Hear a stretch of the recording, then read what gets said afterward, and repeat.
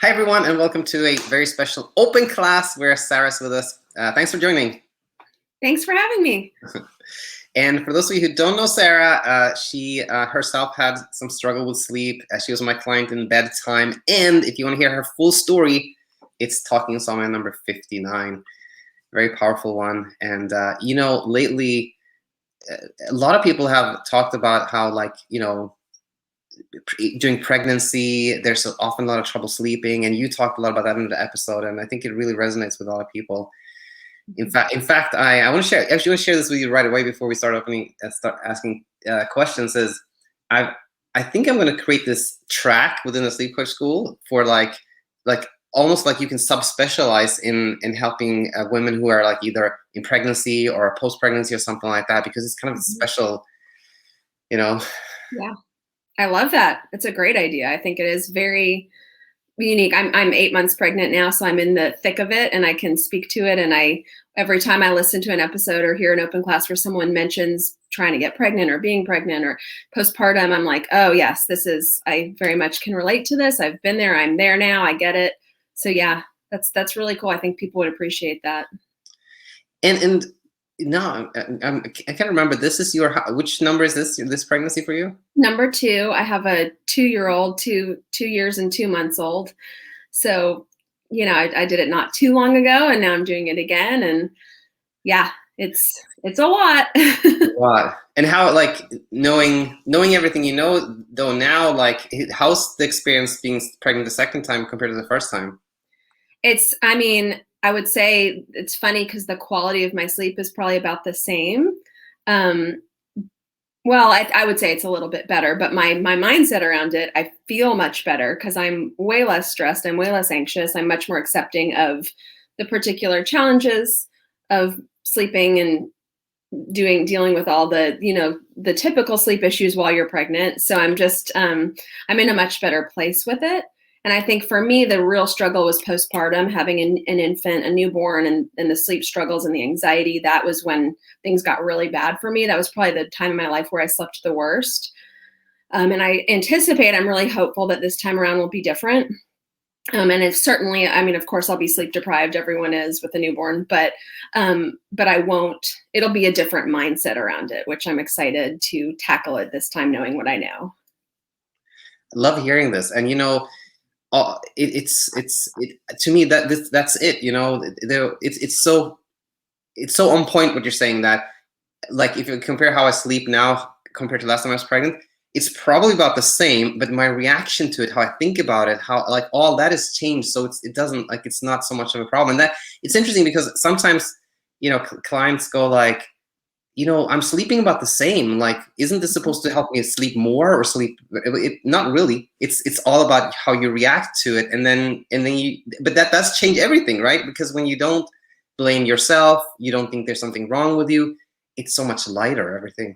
Yeah, and the struggle is less, so the exhaustion is less. I can say, maybe between being kicked in my stomach all night and having to pee all night, I'm not sleeping more than 6 hours or, whatever it is. I don't know what it is. But I don't feel anxious about it. I'm not overanalyzing it or stressing about it or worrying. So my peace with it is much higher and I feel better. I'm just, I think that we've talked about before, but the struggle is what contributes to the feeling of exhaustion and not feeling rested. So I feel pretty rested, whereas I probably didn't the first time. So glad to hear this. And actually, one more question to you before we jump into the questions from our classes. Did you ever get to chance to talk to your dad about how what he said very early on was so true and everything? Yeah, it's so funny. I'm trying to think. It's probably pregnancy brain. I know they were in town and we did. And I sent the podcast to my mom to watch right after it came out. And yeah, he was very, very flattered. And I don't think because he's someone who hasn't had the sleep struggles, I don't think he put as much weight on it when he said it back, 35 years ago, or now even he didn't realize what an impact it eventually had on me or how meaningful it was. Cause to him, it's just common sense. Yeah, don't worry about it. It's fine. He was kind of surprised, I think, oh, wow, I never realized that was such a big deal to you. So it's kind of cool. Right. Yeah. Well, super nice to hear. And let's jump in here and take a look at some questions. I think there are 4 of them. I'll share a screen here. And the first one is from Anne. I think I might read this. Let's read the whole thing. I'll just read the whole thing. Hello, Coach Dan. Hope you can address the following. Many doctors claim that there is a genetic predisposition to poor sleep. Also, I know that sleep quality decreases with age. Women, especially menopausal or premenopausal, have more trouble sleeping, and poor sleep contributes to daytime anxiety and decreased ability to cope with daily stressors. In return, the more anxiety we have during the day, the more trouble sleeping we will have at night. All these are physiological conditions beyond our control. So how do we fix them with physiological approaches? Even if we try to just relax and not worry about our sleep, the above conditions will still be present. Another question is about sleep drive. I often have several nights of poor sleep and then one night of better sleep due to built up tiredness. Then after a relatively good night, I will have several bad nights again. How do I break this cycle? So it's actually sort of like 3 questions here. One is the question of genetic predisposition. Then we have the menopause, perimenopausal question, and then the sleep drive and that cycle. So I can start off with talking about the genetic predisposition, and then we can go from there. So the way I think of it is that we are all different, right? Some of us are tall, some of us are short, some of us are big feet, some of us are small feet, whatever it is, right? Mm-hmm. And some people are very kind of like personality-wise, kind of very like easygoing and may have sleep a little bit deeper and so forth. And some of us are a little bit more high, what do we call it? Like a little bit more type A, and we'll have maybe a little bit lighter sleep. Mm-hmm. So yes, I would say that how we sleep is a little bit different from person to person, but nobody needs to struggle with insomnia at all. What's normal for one person is normal for another person or something like that. But what are your thoughts on this one, Sarah? Totally agree. I mean, I think it does go back. I don't know about genetic predisposition and disposition. I think it's more about kind of how we're wired. People, even babies, kind of exhibit tendencies to be either more laid back and more chill, or more type A and more high strung. And I've been this way. I'm very type A. I'm very, a planner and a fixer and got to do stuff and active. I've been that way since I was little. And it's just, I don't know about genetics. It just is kind of who I am. And my mom is sort of similar, but I think that's maybe a learned characteristic more than a genetic trait, that we kind of have some of that in common. But yeah, I don't necessarily think that it's genetic. I think it's just kind of how we're wired. But like you said, it doesn't mean that we have to struggle with sleep. It means that we have a tendency, people who do struggle with sleep sometimes have that tendency to be a little more active brain at night, have trouble, calming their mind. And we tend to obsess about things or overanalyze or try to figure things out and fix them. And that can contribute to insomnia. But that's just a personality trait. It's not something that means you have to struggle with sleep for the rest of your life. 100%. And one thing that just came to mind as you were talking was that I think oftentimes it's that the comparison leads to trouble when you Mm-hmm. think that, oh my gosh, I should sleep 8 hours like straight every night because so and so does. Mm-hmm. Then you create some friction. But when you see that, I don't sleep as much, or I sleep a little more superficial and something like that, but that's normal. Like everybody's a little different. Mm-hmm. Then that extra pressure is gone. And yeah, and even quote unquote laid back, relaxed people still struggle with sleep. Yeah, have a bad night or something on their brain, or something's going on there, and it doesn't, So we are the ones that the people who have the struggle that put so much weight on that. The people who don't say, "Oh, I didn't sleep well last night." Oh well, no big deal. Exactly, 100%.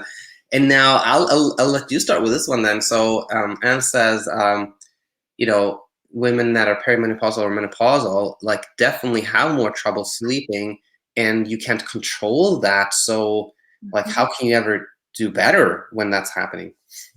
Yeah. I mean, I obviously I'm pregnant, I've experienced pre-pregnancy and pregnancy and postpartum, and that the hormonal, not the same as postmenopausal, premenopausal, but similar context of hormonal shifts and changes and things going on out of our control that can affect our sleep, of course. I mean, like I said, I have raging hormones. I have a baby in my belly kicking me. I'm peeing all night. Like I have these things out of my control physiologically going on, and that's a reality. But it doesn't have to mean that there's a struggle there. It can mean like, oh, I'm waking up more times a night than maybe I would be otherwise. Maybe it's taking me longer to fall asleep, or I'm waking up earlier. My sleep schedule's just different. And maybe I am a little more tired. I think the acceptance of what I'm going through now in my body is causing me to not sleep quite as well. And maybe I'm a little more tired in the morning, but it doesn't have to mean more than that. And it doesn't have to be a long-term thing. It's a temporary physical thing that I'm going through. And it doesn't mean I'm going to sleep poorly for the rest of my life, or that there's a problem per se. Like it doesn't mean there's a problem. So I have nothing to add. Just exactly my thoughts, 100%. And then the last one was, okay, so there's this pattern Anne describes, that when she hasn't slept much for a couple of nights, then she's more sleepy, then she sleeps well for one night, but then she goes back to struggle. And I think my thinking here is that, yes, of course, it is true that there's such a thing as sleep drive. Absolutely. Mm-hmm. It's just like hunger, right? The more we haven't eaten, the more hungry we become, and eventually we probably eat a whole bunch of things because we're hungry. Mm-hmm. But there's more than that to sleep. Meaning, when you can go for many nights and sleep very little and have a lot of sleep drive and still not sleep much because you're so worried about it, you're so anxious, you think it means so much, etc. So that hyperarousal, which is kind of the break in the sleep system, is actually much more important than the sleep drive. And so I think when you see this and you see that the key to sleeping well is not to make sure you have a super strong sleep drive all the time, which again is nothing we can control, but rather that it's kind of the letting go and accepting and etc. That leads to like less hyperarousal, less breaking, and you can sleep many nights really well. That's kind of my summary of it. But what do you think, Sarah? I totally agree. I think it's all about not getting in your own way versus trying to build up sleep drive or control that, because that's out of our control. And our body naturally, I think our natural state is wellness and homeostasis, where our sleep drive is consistent, but it's our thinking and our anxiety and the overthinking that gets in the way and puts the brake on that. So what's happening, and you're up and you're up and up, and finally your body's so tired that your sleep drive overwhelms, the brake that you're putting on. And so it's really more about learning to get out of your own way, I think. Yeah, that's a good way. I try to look at it that way for myself. It's exactly. I've heard someone say it similarly, but it kind of struck me again when I heard you say it, that our natural state is wellness, and it is actually like us trying to fix things that don't need fixing that get us into trouble, which is kind of funny in a way, but it's so real too, So, All right, very well. Thanks, Anne, for this, and hope this makes sense. Let us know, send a comment or another question if you have those. Okay, let's move to the other one. The other three were a little bit shorter. Aryan says, "Hi, Daniel. Hope you're doing well. I am. Thank you. I have a question. I wanted to ask that on even nights when I sleep well, I never sleep through the night. Meaning I always, all cap, always wake up 2 to 3 times a night to go to the washroom. So just wanted to ask that, why does these awakenings happen in the first place? I'm not hyperaroused and anxious and fall back asleep quickly, but I want to know how to sleep through the night without waking up in the middle of it. Thanks for all your hard work, Daniel." All right, so I think this one to me is, well, I have some thoughts on it, but I'll let you go first, Sarah. What do you think when you hear this? I don't think I've ever slept through the night. I was thinking about that, maybe once or twice. I don't know. I can't remember. I very much relate to this. I wake up at least 2 or 3 times a night on a good night. That would be, and go to the bathroom and fall back asleep quickly now that I'm gotten out of my own way and I'm aware of what my brain does in those moments or tries to do. And I'm able to fall back asleep. So I think, first of all, it's great that you're able to fall back asleep quickly. That's amazing. That means you're doing really well. It means you're not super hyper aroused, like you've gotten out of your own way, and that's the goal. But I don't think the goal of sleeping through the night, it's again, trying to control something that we can't control. I think everybody wakes up throughout the night, whether they realize it or not. I think, people who maybe sleep more deeply or have less hyperarousal might not realize. Like my husband is like that. He'll wake up, I'll see him waking up throughout the night and he doesn't remember it. But I can see that he's waking up and he'll do something, or he literally has no memory of it. So, whereas the second I'm awake, I'm aware that I'm awake and I will, get up, go to the bathroom or, so I think it shouldn't be a goal to try to sleep through the night, because it's, again, that whole trying to control sleep, which creates insomnia and anxiety and takes us in the opposite direction. So well said again, 100%. And I'll just add that, like what you said, but from like from a formal perspective, actually monitoring someone's sleep through the night, like with an EEG, you see that what you say is so true, that all human beings wake up multiple times per hour, actually. Mm-hmm. And like you said, a lot of people don't remember it and think they slept through the night, but that's not true. Everybody wakes up. And just like you said again, when sleeping through the night is not longer a goal, Yeah. then you may very well get to a place where you don't think about it and you think that you slept through the night again, and etc. So, but yeah, the point is exactly not having that goal. 100%. 100%. Okay, Aryan, thanks so much for the question. And we'll just move on to the next one from Pat. Hi, Daniel. Could you please add this question to the one I just submitted? Now, the one Pat just submitted ended up in a different open class, so I don't know which one that was actually, but let's just keep going. I forgot to ask regarding immunity to insomnia, if anxious thoughts about a temporary sleep disruption, such as I'm having, could lead to a relapse, even though you're not reacting to the difficult nights. So a little bit of a tricky question to wrap your head around, but the way I see it is this. So Pat has done well. She's learned about insomnia, just like you, Sarah, and is sleeping better.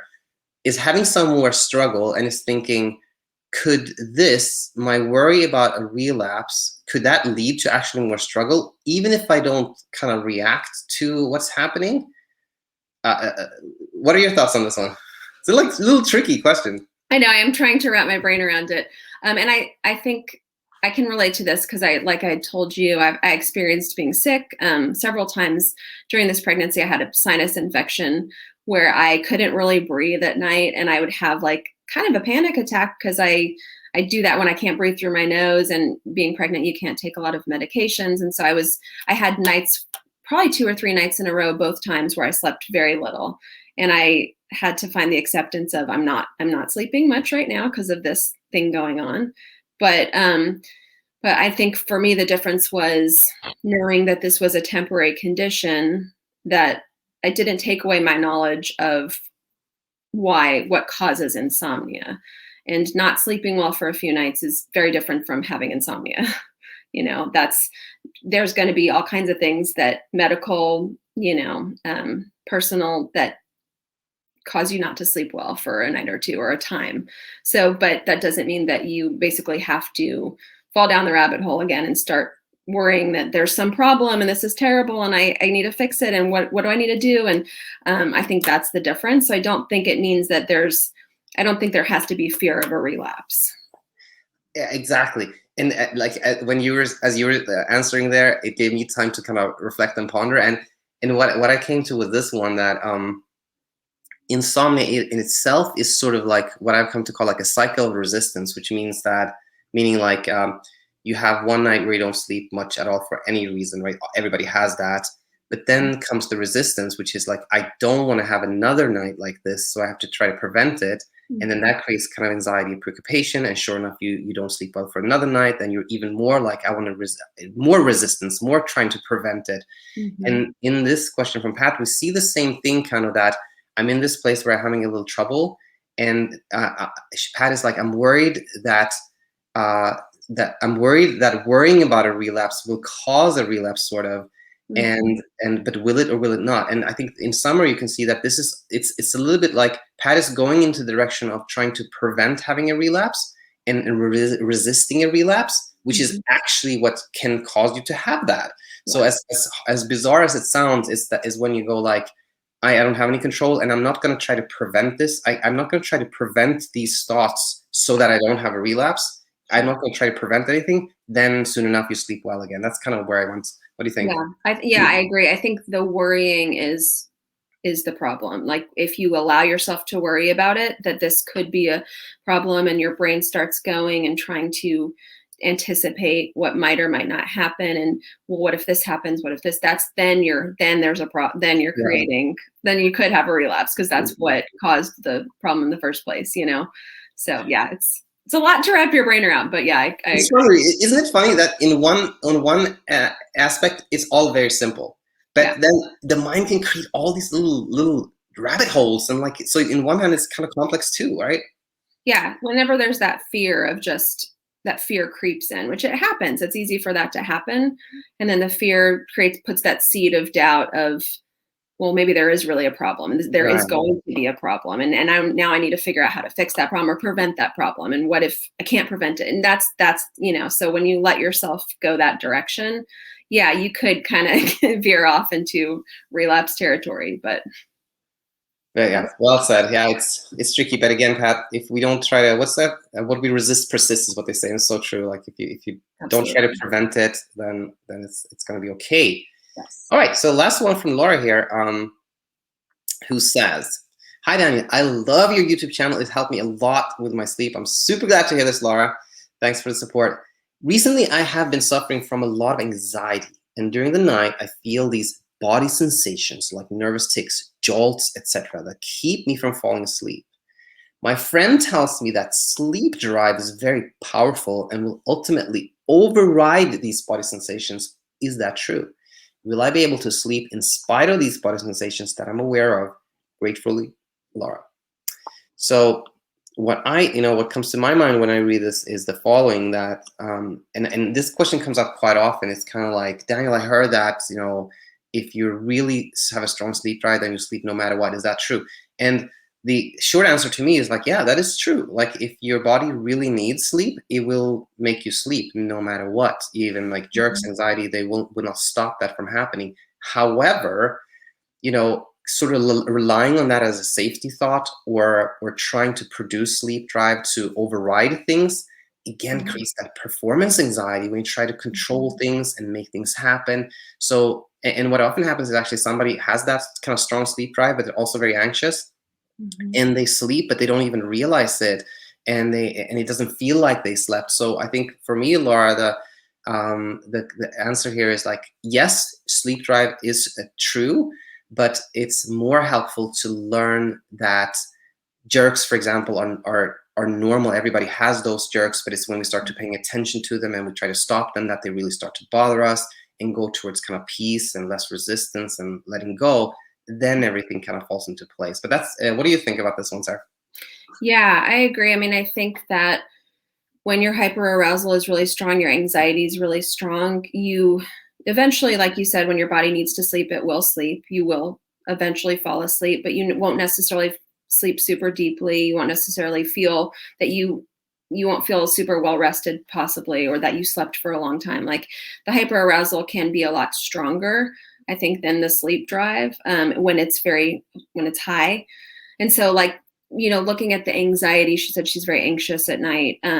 For me, it's kind of, I've gotten to the root of when I feel those anxious feelings, I'm very hyperaroused, and hyperarousal can be from something negative, or it can be something positive. It can be excitement over something going on at work, or a trip coming up, or whatever it is, or it can be anxiety about, what's going to happen here.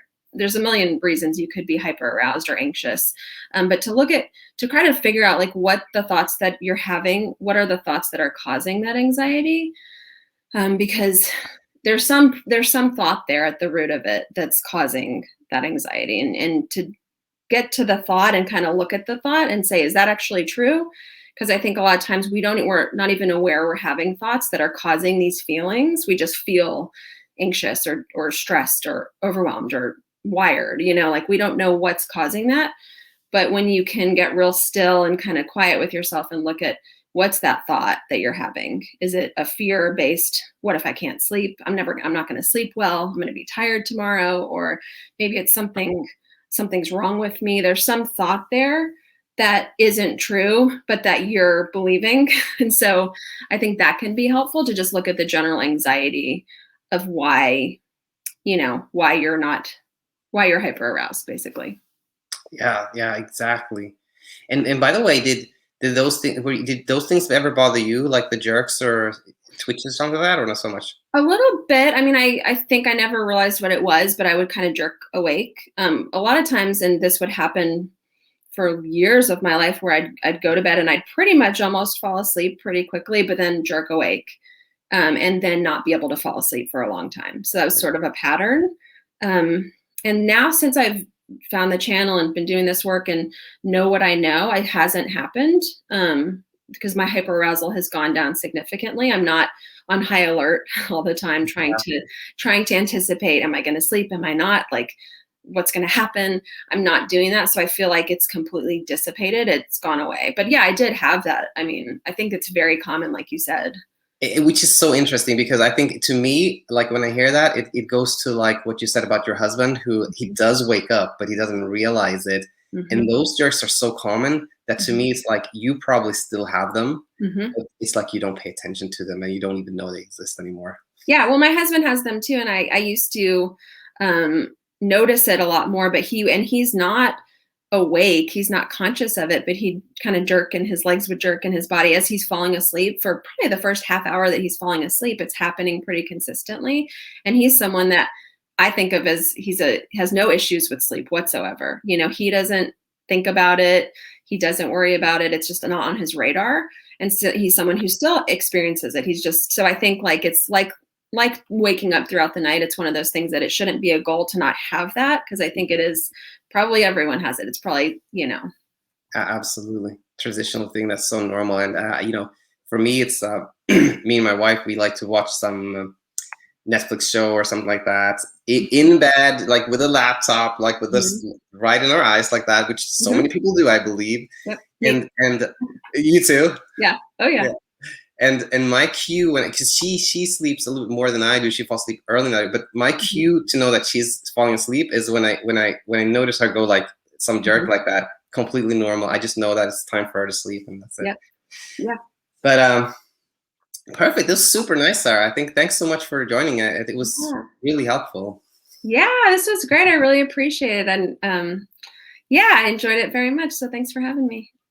And so we'll just say, thanks again for coming on. I hope the last part of the pregnancy goes well, and stay in touch. Thank you. Will do. Thanks.